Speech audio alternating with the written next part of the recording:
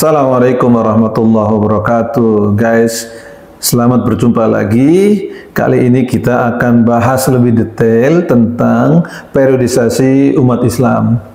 Jadi periodisasi umat Islam ini bisa kita jadikan sebagai cermin untuk berkaca tentang bagaimana Allah dulu telah pergilirkan dari masa ke masa tentang kepemimpinan orang-orang beriman, jatuh bangun, dan kemudian ini juga bisa dijadikan cara untuk kita memprediksi atau memperkirakan kejadian yang akan datang di masa depan. Kajian ini terkait dengan hadis yang panjang, riwayat dari Imam Ahmad, yang saya akan bacakan. Bismillahirrahmanirrahim.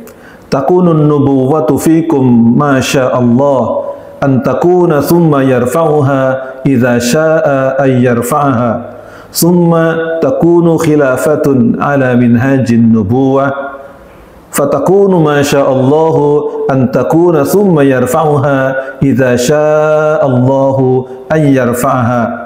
Summa takunu mulkan addan fayakunu ma sya'allahu ay yakuna summa yarfa'uha idza sya'a ay yarfa'aha. Summa takunu mulkan jabariyatan fatakunu ma sya'allahu an takuna summa yarfa'uha idza sya'a ay yarfa'aha. Summa takunu khilafatan ala minhajin nubuwah. Summa sakat. Rawahu Ahmad. Jadi guys, dari hadis ini, ya kalau kita terjemahkan demikian. Jadi kalau dari hadis ini, kalau kita terjemahkan demikian, di tengah-tengah kalian terdapat zaman kenabian, atas izin Allah ia tetap ada. Lalu dia akan mengangkatnya jika dia berkehendak mengangkatnya. Kemudian akan ada khilafah yang mengikuti manhaj kenabian. Ia ada dan atas izin Allah ia akan tetap ada. Lalu Allah akan mengangkatnya jika dia berkehendak mengangkatnya. Kemudian akan ada kekuasaan atau kerajaan yang zalim. Ia juga ada dan atas izin Allah ia akan tetap ada. Dia akan mengangkatnya jika dia berkehendak mengangkatnya. Kemudian akan ada kekuasaan atau kerajaan diktator, mulkan jabariyatan, yang menyengsarakan. Ia juga ada dan atas izin Allah akan tetap ada. Selanjutnya akan ada kembali khilafah yang mengikuti manhaj kenabian. Kemudian beliau diam. Hadis riwayat Ahmad dan Al-Bazzar.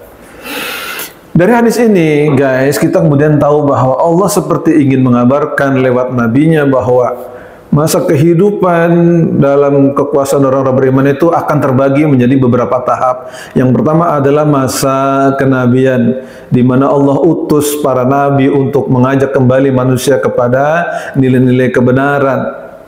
Nah, setelah masa kenabian berakhir, ya, maka akan muncul masa yang disebut sebagai khilafatan ana min hajin nubuwah, kepemimpinan bukan nabi tapi mengambil garis manhaj atau tata cara kepemimpinan sebagaimana nabi.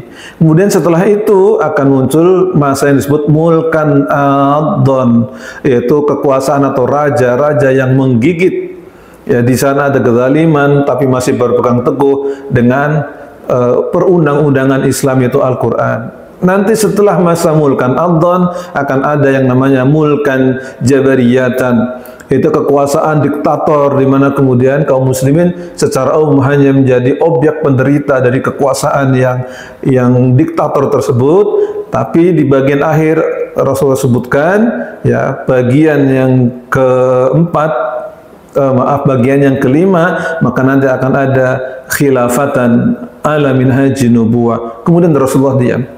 Artinya, guys, maka kemudian kita semua tahu masa-masa ini pasti akan berjalan, pasti akan berlaku, dan kita semua sudah belajar, yaitu masa kenabian, masa khilafah ala minhajin nubuwah, masa mulkan adhan, masa mulkan jabariyatan, dan nanti akan ditutup dengan masa khilafatan ala minhajin nubuwah.